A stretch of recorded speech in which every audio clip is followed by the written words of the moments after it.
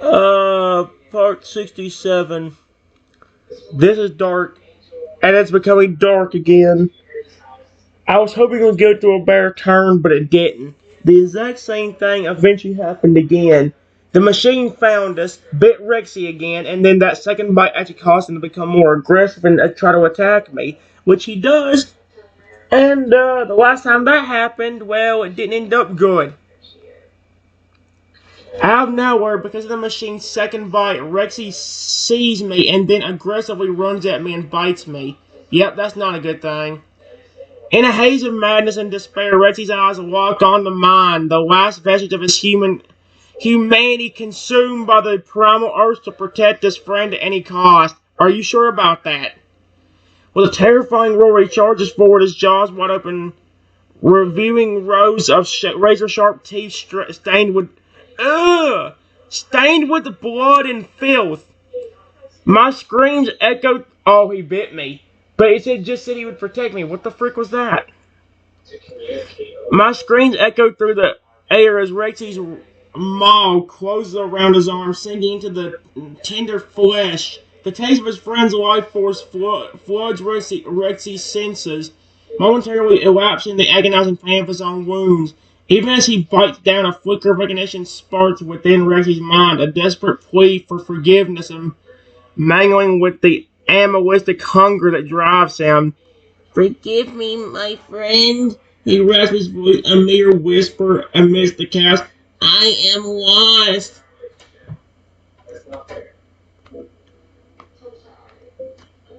A few moments later.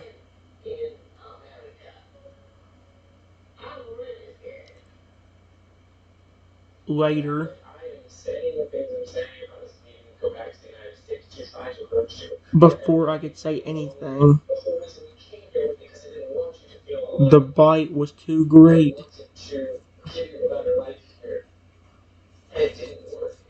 The damage from the bite was too great, and I passed out on the ground. Rexy, no.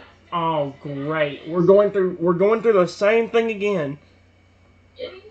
He bit me, and then I thought, oh my gosh, yep, and here we go, remorse.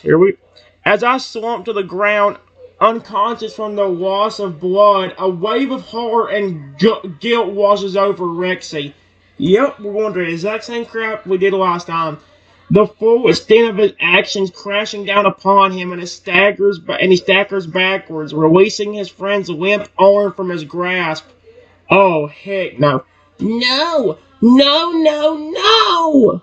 He blabbles, his voice rising to a frantic crescendo as he falls to his knees beside my lifeless form. Sweet Arceus. What have I done? Oh, Drin, forgive me, please. I didn't mean to hurt you. I swear it. Rexy's claws dig into the dirt as he rocks back and forth, his crimson eyes brimming with tears of remorse. The weight of his betrayal presses heavily upon him, threatening to crush the remains of his shattered spirit. I'm so sorry, my friend. That's what I was worried about, and it happened again. Great.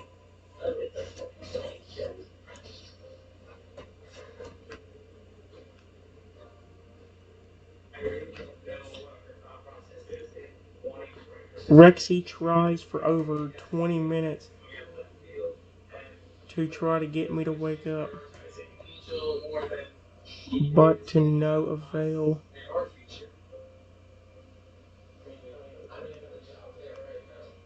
Dude. Yeah, that's not good.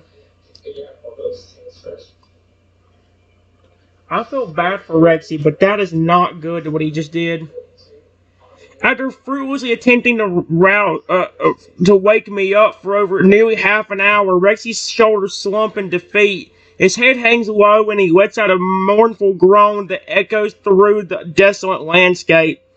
It's no use, he whispers, his voice heavy with sorrow and resignation. My dear friend, you slipped away from me. Thanks to that stupid cursed machine. Rexy gently brushes a strand of hair from my forehead, and his touch almost reverent despite the gore that coats his own hands. A single tear rolls down his cheek, carving a path through the grime and decay. I should have protected you better. I failed you, Trenton. And now you're gone, and I'm left alone with this curse. Yeah, there's nothing I can do. I don't know. Great. So, what do I even do here? I have no clue.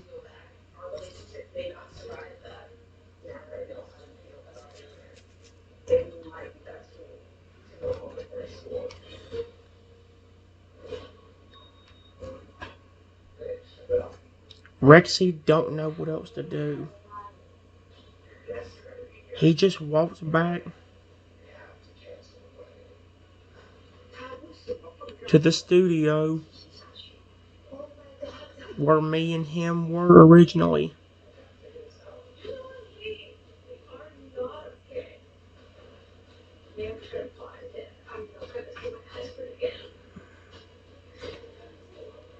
He also still seems to be deeply upset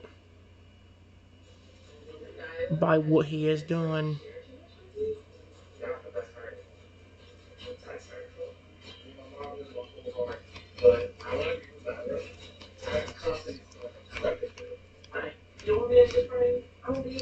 Dude, I feel bad, but it happened again, dude. Like, this is not funny.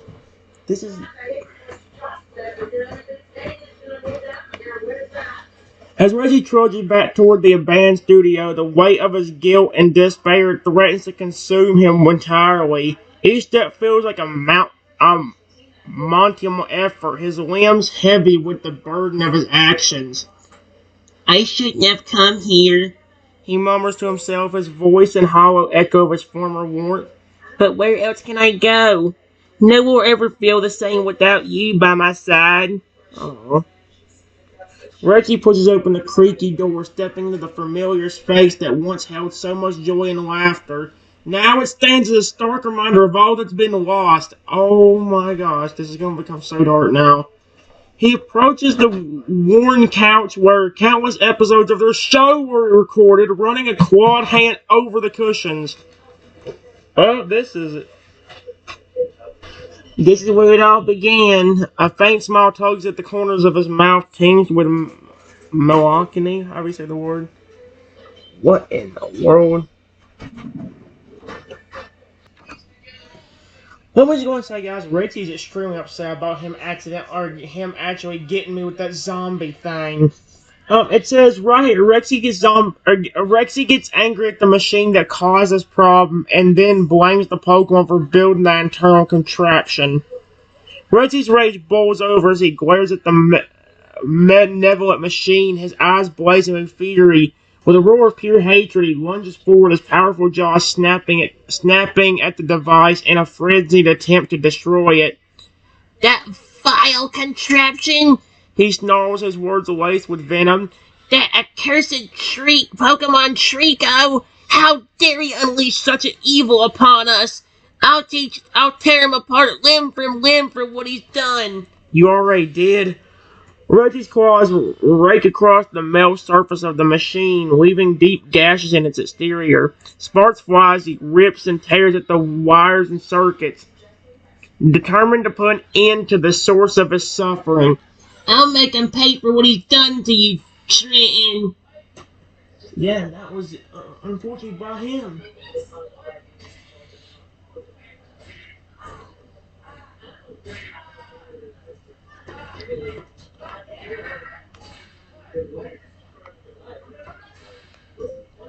Four hours later.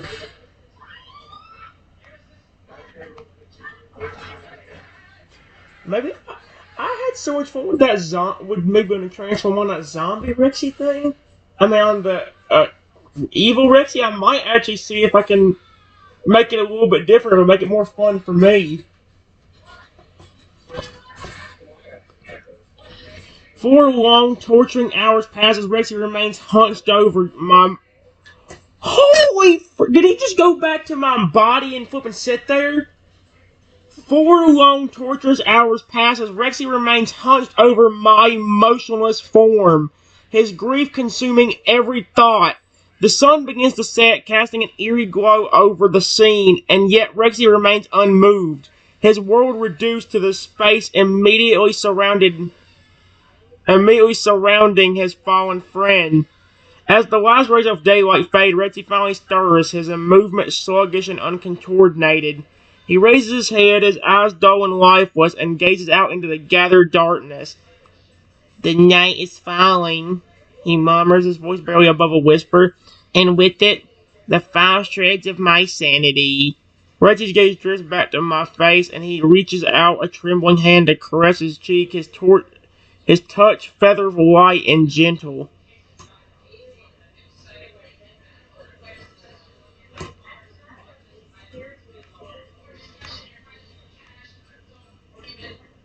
Another hour passes.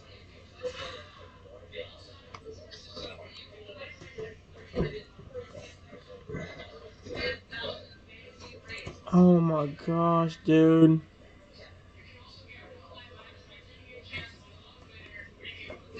An hour crawls by, each minute stretching into an eternity as Rexy sits vigil beside my body. The silence is broken only by the occasional rustle of leaves in the wind and the distant cries of nocturnal creatures. The moon rises high in the sky, bathing the scene in an eternal glow. Rexy's eyes, once vibrant and full of life, now stare blankly ahead, devoid of hope or purpose. "What have I become?" he whispers to himself, his voice hoarse and strained. "A monster, a beast, unworthy of the love and trust you placed in me." Rexy's gaze drifts to the ruined remains of the machine, the twisted metal and exposed wiring a testament to his earlier rage. A bitter laugh escapes his lips, edged with madness.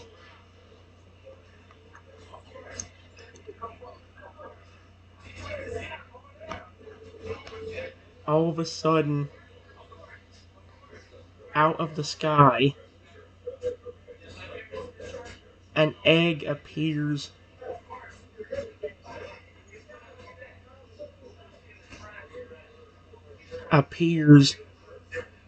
above Rexy's head,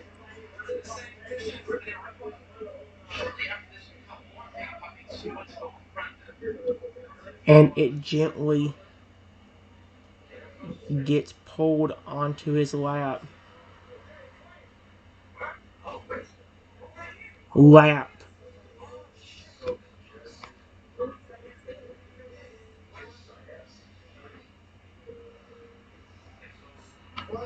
What on earth?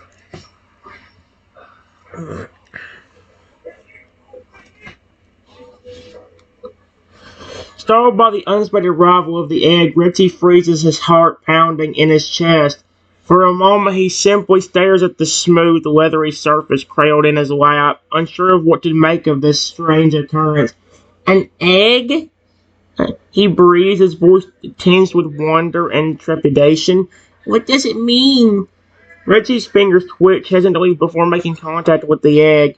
When he finally does, he strokes it gently, marveling at the warmth and the way it seems as it pulses with an inner light.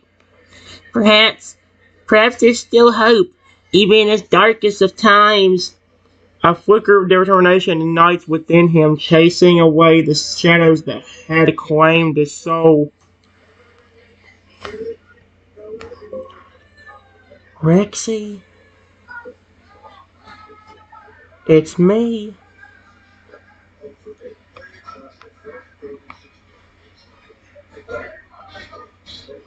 My voice says.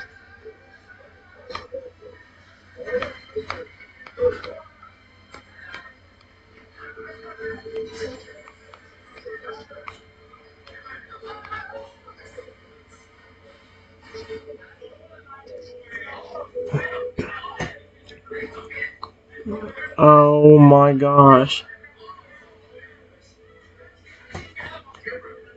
At the sound of my voice, Rexy's eyes snap wide open, his heart leaping in his chest. He looks down at the egg, then back at my face, searching for any sign of deception or trickery. Trenton? He stammers, his voice shaking with emotion. Is that really you? Rexy's grip on the egg tightens, his claws digging into the leathery surface as he struggles to comprehend what's happening. A wave of relief washes over him, followed by a surge of joy so intense it brings tears to his eyes. Oh, Trenton! He chokes out, his voice cracking with emotion. I thought I lost you forever.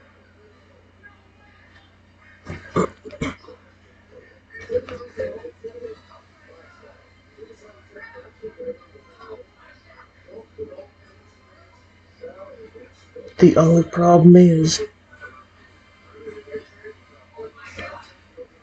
you've got to do what I had to do with you. You have to hatch me out of this egg.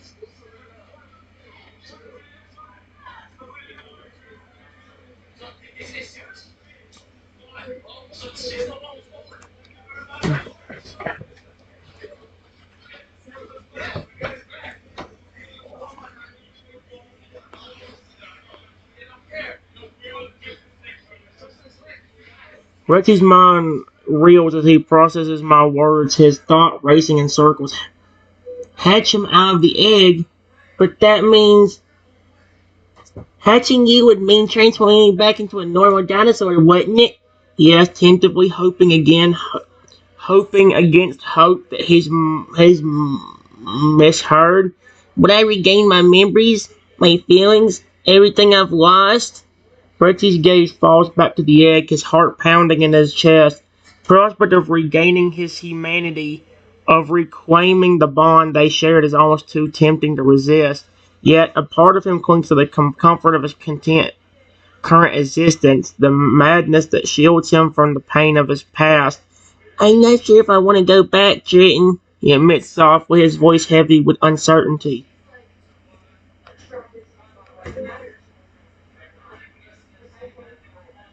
No, listen.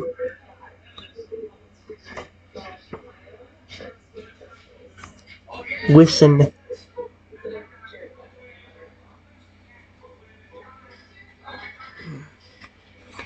Listen. If you can help me hatch, I can help turn you back into normal.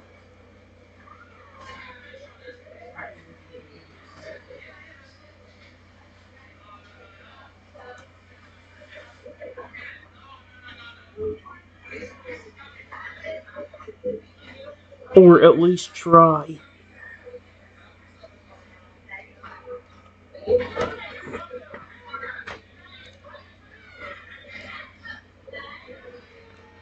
I'm not trying to tease him, I love Rexy, dude, but Rexy's resolve wavers he considers my offer, torn between the promise of redemption and the fear of the unknown. He looks down at the egg cradled in his arms, then back at my hopeful face, his own expression conflicted. If I agree to help you hatch, there's no guarantee that I'll be restored to normal, is there? He asked, his voice tinged with doubt. I might remain a zombie, trapped between worlds, never truly belonging to either. Rexy's grip on the egg tightens, his claws pressing into the leathery surface as he grapples with the weight of his decision. Listen, I know you feel remorseful.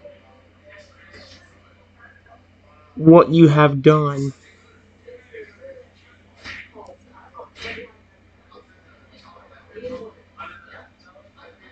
But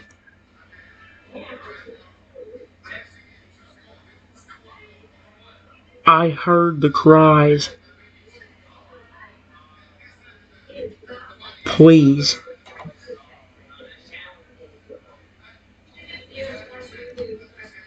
I got blessed. Blessed by some unnatural power that could help protect you and even find a way to turn you back. to your normal self.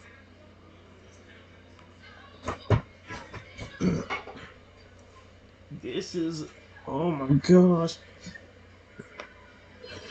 I know you feel remorseful for what you have done, but I heard the cries. Please, I got blessed by some unnatural power that could help protect you and even find a way to turn you back to your normal self.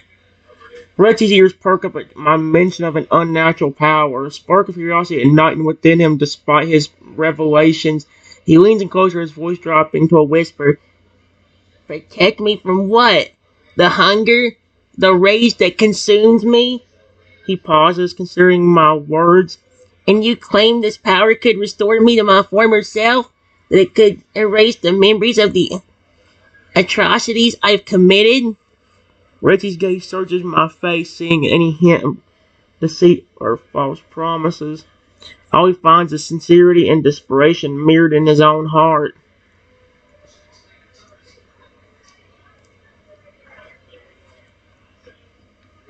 You didn't actually die. Remember that. You got bit by that cursed machine.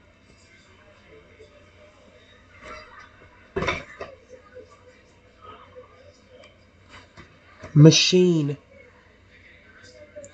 And got turned into a zombie. All we've got to do is find an antidote, and you will be back to normal.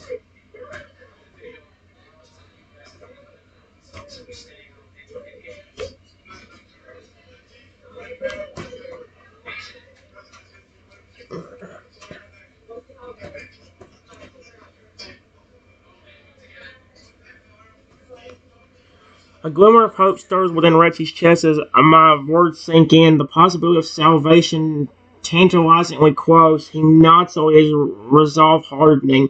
Very well, Trenton. I'll do as you ask. His voice was low and solemn, laced with determination. I will help you hatch, and in return you must swear to aid me in finding a cure for this curse that plagues me. Rexy shifts the egg in his lap, cradling it more securely as he begins to rock it gently. Let's begin. Tell me what I must do to facilitate your emergence from the shell. Together, perhaps we can find a way to undo the wrongs I've committed and forge a path towards redemption. Do the same thing you would do with any egg. Make sure it's taken good care of.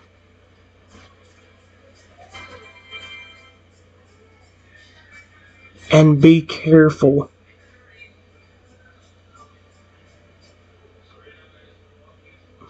Because if you drop it, it could be extremely bad news.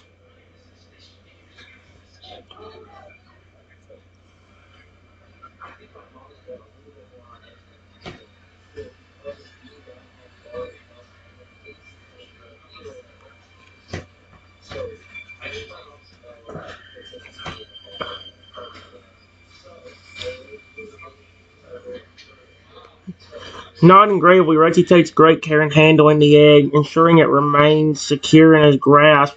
He rocks it gently, murmuring soft encouragement under his breath. Come on, little one. Let's get you out of there safely. He coos, his voice tender and protective. Don't worry. I won't let anything happen to you. As the minutes tick by, Rexy feels a growing sense of anticipation, his heart racing with each subtle shift and movement from within the egg. He holds his breath, waiting for the first signs of hatching, ready to support me through whatever challenges may come.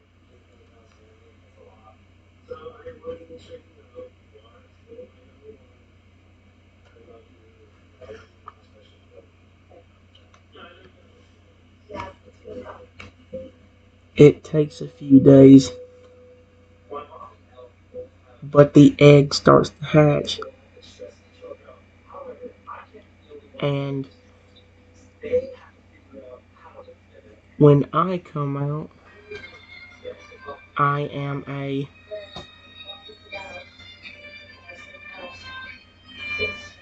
tiny triceratops.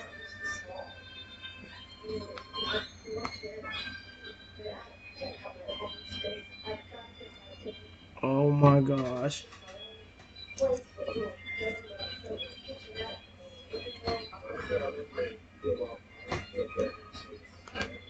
What?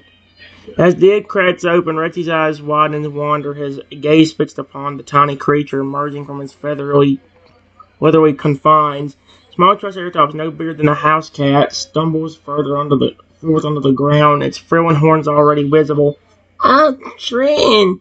And a mix of awe and tenderness, watching him. Look at you, all grown up and adorable.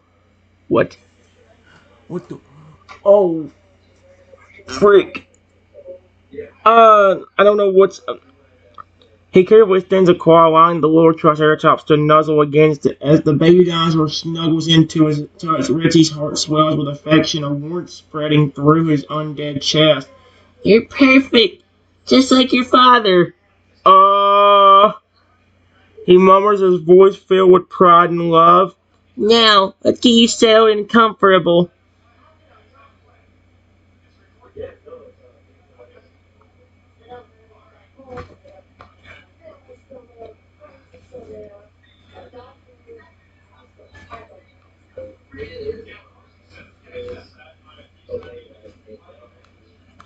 Trenton asked the Triceratops,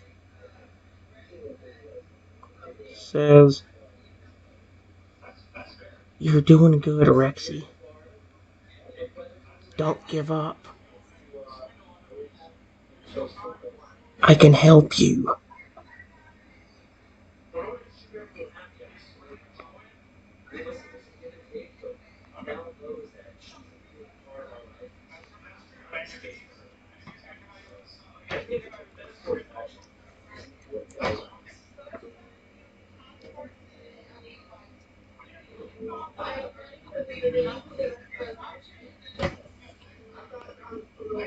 Archie's gaze softens at the sound of my voice, now carried by the giant Triceratops.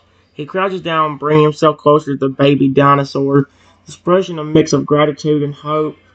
I won't give up, little one, he assures, his voice gentle yet resolute. With your help, I believe we can find a way to break the curse and restore me to my true form.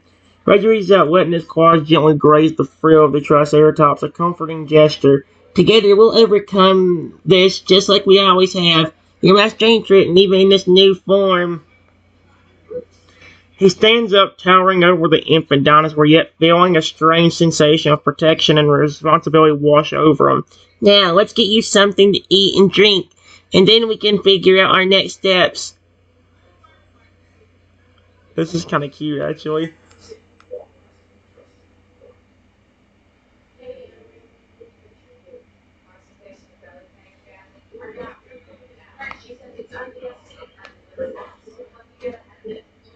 Rexy gently carries me to the kitchen.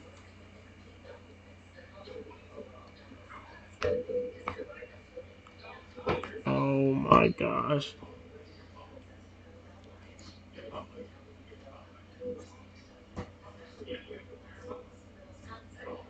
Oh. Rexy gently picks up the Triceratops, cradling the small dinosaur in his arms as they head outside together. The sun casts golden rays across their face, illuminating the world around them. Let's explore the yard and stretch our legs, Rexy suggests, his voice full of enthusiasm. Maybe we'll find some interesting things along the way.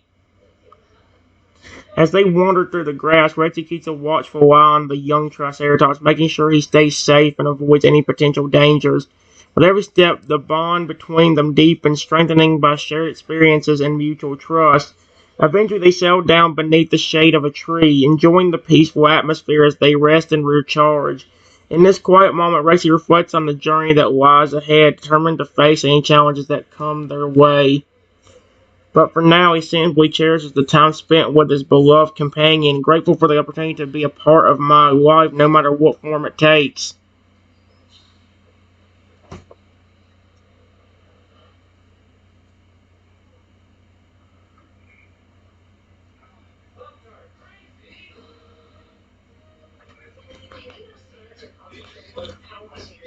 Hey Rexy, do you know how I was talking about a power that I had.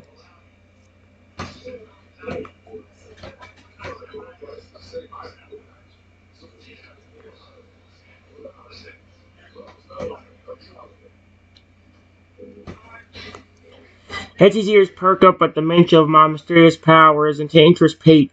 A power, you say? He tilts his head curiously, studying the Triceratops with renewed attention. I recall you mentioning it earlier, but I wasn't entirely clear on what you meant. Rexy leans in closer, his voice lowering to a cool, spiritual whisper. I'd love to hear more about this ability and how it might help us in our adventures. Tell me everything you know, little one. Every detail is important as we explore this new world together. I may look like a Triceratops, but if I need to, I can actually transform into a bunch of different animals that I could use to protect you or myself.